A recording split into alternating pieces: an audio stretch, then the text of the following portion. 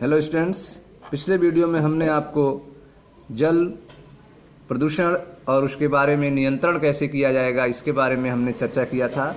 आइए देखते हैं चैप्टर 16 की तीसरी हेडिंग ठोस अपशिष्ट के बारे में। ठोस अपशिष्ट क्या होता है और इसको कैसे कंट्रोल करेंगे इसके बारे में हम लोग पढ़ते हैं। मैं मनीष गुप्ता अपने चैनल में आपका स्वागत करता हूं। आप पढ़ रहे हैं चैप्टर 16 पर्यावरण के मुद्दों के बारे में। तो ध्यान दीजिए, चैप्टर 16 की तीसरी हेडिंग ठोस अपशिष्ट। ठोस अपशिष्ट वे सभी चीज़ें, ठोस अपशिष्ट में वे सभी चीज़ें सम्मिलित हैं जो कूड़ा कचरा में फेंक दी जाती हैं। ठीक है, तो ठोस अपशिष्ट में कौन कौन सी चीज़ें सम्मिलित होंगी?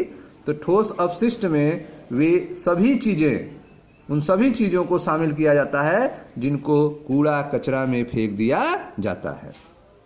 नगर पालिका के ठोस अपशिष्ट में घरों, कार्यालयों, भंडारों, विद्यालयों आदि से रद्दी में फेंकी गई सभी चीज़ें आती हैं। ठीक है, तो जो नगर पालिका जो भी कचरे उठाती है उस कचड़ों में ठोस अपशिष्ट के रूप में फेंके गए में घरों, कार्यालय, भंडारों, विद्यालय आदि में रद्दी में फेंकी गई सभी चीज़ें आती हैं जो नगर पालिका द्वारा इकट्ठा की जाती हैं। ठीक है, तो आप देख रहे हैं ठोस अपशिष्ट के बारे में। तो ठोस अपशिष्ट क्या होता है? ठोस अपशिष्ट वे सभी चीज़ें सम्मिलित होती हैं जो कूड़ा कचरा में फेंक दी जाती हैं। नगर पालिका के ठोस अपशिष्ट में घरों, कार्यालय, भंडारों, विद्यालयों आदि से रद्दी में फेंकी गई सभी चीज़ें आती हैं जो नगर पालिका के द्वारा इकट्ठा की जाती हैं और उनका निपटान किया जाता है। ठीक है, नगर पालिका के द्वारा इनको इकट्ठा किया जाता है और उनका निपटान किया जाता है। नगर पालिका के ठोस अपशिष्ट में आमतौर पर कागज, खाद्य अपशिष्ट, कांच, धातु, रबड़, चमड़ा, वस्त्र आदि होते हैं। ठीक है, तो नगर पालिका का जो ठोस अपशिष्ट होता है उसमें सामान्यतः जो है कागज होता है, खाद्य अपशिष्ट होते हैं, कांच, धातु, रबड़, चमड़ा, वस्त्र आदि होते हैं। इनको जलाने से, ठीक है, अगर इनको जलाया जाए तो इनको जलाने से अपशिष्ट के आयतन में कमी आ जाती है। इनको जलाने से अपशिष्ट के आयतन में कमी आ जाती है, लेकिन यह सामान्यतः पूरी तरह नहीं जलता है। ठीक है, जो अपशिष्ट है वह सामान्यतः पूरी तरह जलता नहीं है और खुले में इसे फेंकने से यहाँ चूहों और मक्खियों के लिए प्रजनन स्थल का कार्य करता है।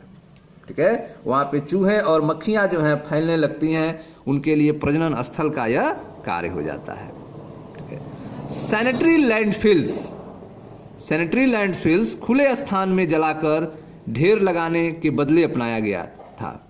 ठीक है, सैनिटरी लैंडफिल्स जो हैं वे एक तरीका है जिसमें खुले स्थान पर जलाकर ढेर लगाने के बदले अपनाया गया था, जिसमें जहाँ पर भी गड्ढे हैं, खाइयाँ हैं, खाली जगह हैं, वहाँ पर जो है इन कचड़ों को डाला जाता था। ठीक है, सैनिटरी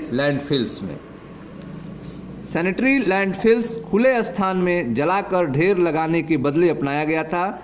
सैनिटरी लैंडफिल्स में अपशिष्ट को सहनन अर्थात कंपैक्शन के बाद गड्ढा या खाई में डाला जाता है। ठीक है, तो सैनिटरी लैंडफिल्स में अपशिष्ट को सहनन के बाद गड्ढा या खाई में डाला जाता है और प्रतिदिन धूल मिट्टी डर्ट से ढक दिया जाता है। ठीक है, तो सैनिटरी लैंडफिल्स में आप देख रहे हैं अपशिष्ट को सहनन के बाद, कंपैक्शन के बाद जो है गड्ढा या खाई में डाला जाता है और प्रतिदिन उनको धूल मिट्टी अर्थात डर्ट से ढक दिया जाता है। यदि आप किसी शहर या नगर में रहते हैं, ठीक है, यदि आप किसी शहर या नगर में रहते हैं तो क्या आपको मालूम है कि सबसे नज़दीकी लैंडफिल स्थल कहाँ पर है जहाँ पे कचड़ों को डाला जाता है? वास्तव में लैंडफिल्स भी कोई अच्छा हल नहीं है। ठीक है, कचड़े को निपटान के, ठोस अपशिष्ट के निपटान के लिए लैंडफिल्स भी कोई अच्छा हल नहीं है, क्योंकि खासकर महानगरों में कचरा इतना अधिक होने लगा है कि ये स्थल भी भर जाते हैं। ठीक है, महानगरों में कचरा जो है इतना अधिक होने लगा है कि लैंडफिल्स भी क्या होते हैं? भर जाते हैं। इन लैंडफिल्स से रसायनों के भी रिसाव का खतरा है। ठीक है, इन लैंडफिल से रसायनों के भी रिसाव का खतरा है, जिससे ये भौम जल संसाधन प्रदूषित हो जाते हैं। ठीक है, जिससे वाटर जो है प्रदूषित हो जाएगा, जो जमीन से निकलता है। इन लैंडफिल से रसायनों के भी रिसाव का खतरा है, जिससे कि भौम जल संसाधन प्रदूषित हो जाते हैं। इन सब का एकमात्र हल है कि पर्यावरणीय मुद्दों के प्रति हम सभी को अधिक संवेदनशील होना चाहिए। ठीक है, ये जो प्रॉब्लम्स है उसका एकमात्र सलूशन है कि सभी को पर्यावरणीय मुद्दों के प्रति हम सभी को अधिक संवेदनशील होना चाहिए। इसके लिए देखें क्या करें। हमारे द्वारा उत्पन्न अपशिष्ट को 3 श्रेणियों में वर्गीकृत किया गया है। ठीक है, हमारे द्वारा जो ठोस अपशिष्ट उत्पन्न हो रहे हैं उनको 3 श्रेणियों में बांटा गया है। पहला है जैव निम्नीकरणीय योग्य, बायोडिग्रेडेबल। ठीक है, जो जीवाणुओं के द्वारा, सूक्ष्मजीवों के द्वारा सड़ा दिया जाता है। ठीक है, ऐसे अपशिष्ट को जैव निम्नीकरण योग्य कहते हैं, बायोडिग्रेडेबल गार्बेज कहते हैं। दूसरा है पुनश्चक्रण योग्य, रिसाइकल बिन। ठीक है, रिसाइकल बिन, जिनको गला के फिर से तैयार किया जा सकता है, पुनश्चक्रण योग्य। और तीसरा है आपका जैव निम्नीकरण अयोग्य, जो सूक्ष्म जीव और बैक्टीरिया के द्वारा गलाया नहीं जा सकता है, उसको कहते हैं जैव निम्नीकरण अयोग्य। ठीक है, तो हमारे द्वारा उत्पन्न अपशिष्टों को 3 श्रेणियों में वर्गीकृत किया गया है। पहला है आपका जैव निम्नीकरण योग्य, बायोडिग्रेडेबल। दूसरा है पुनश्चक्रण योग्य और तीसरा है आपका जैव निम्नीकरण अयोग्य। ठीक है, यह महत्वपूर्ण है कि उत्पन्न सभी कचरे की छटाई की जाए। जो भी कचरे उत्पन्न होते हैं उनको क्या किया जाए, छटाई किया जाए। जिस कचरे का प्रयोग या पुनश्चक्रण किया जा सकता है, जिस कचरे का प्रयोग या फिर रिसाइकल किया जा सकता है, उनको गला के फिर से तैयार किया जा सकता है, उसे अलग किया जाए।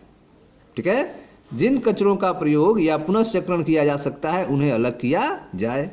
कचरा बिन, ठीक है, कचरा बिन या गुदड़िया रैंग पिकर पुनश्चक्रण किए जाने वाले पदार्थों को अलग कर एक बड़ा काम करता है। ठीक है, तो जो कचरा बिन है पुनश्चक्रण के लिए किए जाने वाले पदार्थों को अलग कर एक बड़ा काम करता है। जैव निम्नीकरणीय पदार्थों को, जो जैव निम्नीकरण पदार्थ हैं, ठीक है, तो जैव निम्नीकरणीय पदार्थों को जमीन में गहरे गड्ढों में रखा जा सकता है और प्राकृतिक रूप में अपघटन के लिए छोड़ दिया जाता है। इसके पश्चात केवल अजैव निम्नीकरणीय निपटान के लिए बच जाता है।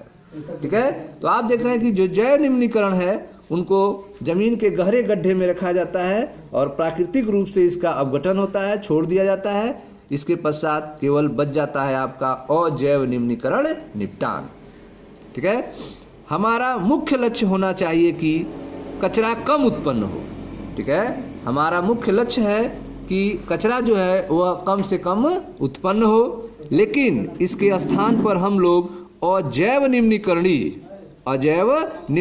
उत्पादों का प्रयोग अधिक करते जा रहे हैं। ठीक है, तो हमारा मुख्य लक्ष्य होना चाहिए कि कचरा जो है कम उत्पन्न हो, लेकिन इसके स्थान पर हम लोग अजैव निम्नीकरणीय उत्पादों का प्रयोग अधिक करते जा रहे हैं। किसी अच्छा गुणवत्ता के खाद्य सामग्री तैयार रेडीमेड पैकेट, जैसे मान लीजिए बिस्कुट का पैकेट, उठाकर उसकी पैकिंग को देखें तो क्या आप पैकिंग के कई रक्षात्मक तहों को देखते हैं? उनमें से एक तह प्लास्टिक की होती है। हम अपनी दैनिक प्रयोग में आने वाली चीजों जैसे कि दूध और जल को भी पॉली बैग में पैक करने लगे हैं। शहरों में फल और सब्जियों भी सुंदर पॉलीस्टीरीन और प्लास्टिक पैक में कर दी जा सकती हैं। हमें इनकी काफ़ी कीमत चुकानी पड़ती है और हम करते क्या हैं? पर्यावरण को काफ़ी प्रदूषित करने में योगदान दे रहे हैं। ठीक है, तो आप देख रहे हैं कि हमारा मुख्य लक्ष्य होना चाहिए कि कचरा कम उत्पन्न हो, लेकिन इसके स्थान पे हम लोग अजैव निम्नीकरणीय उत्पादों का प्रयोग अधिक करते जा रहे हैं। किसी अच्छी गुणवत्ता की खाद्य सामग्री का तैयार रेडीमेड पैकेट, जैसे कि बिस्कुट का पैकेट अगर उठाकर देखें तो उसकी पैकेजिंग को अगर देखें तो क्या आप पैकिंग के कई रक्षात्मक तहों को देखते हैं? उनमें से एक तह प्लास्टिक की होती है। हम अपनी दैनिक प्रयोग में आने वाली चीज़ों जैसे दूध और जल को भी पॉली बैग में पैक करने में लगे हैं। शहरों में फल और सब्जियां भी सुंदर पॉलीस्टीरीन और प्लास्टिक पैक में कर दी जा सकती हैं। हमें इनकी काफ़ी कीमत चुकानी पड़ती है और हम क्या हैं, पर्यावरण को काफ़ी प्रदूषित करने में योगदान दे रहे हैं।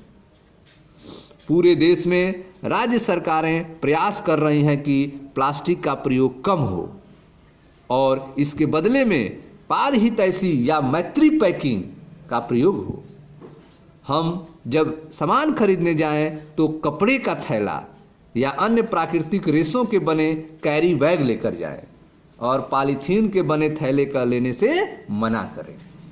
ठीक है, तो इस तरह से कंट्रोल करने के लिए और जैव निम्नीकरण का कंट्रोल करने के लिए हमें क्या करना चाहिए, तो हमें जो है सामान खरीदने जाएं तो कपड़े का थैला या अन्य प्राकृतिक रेशों के बने कैरी बैग लेकर जाएं, पॉलीथीन के बने थैले को लेने से मना करें।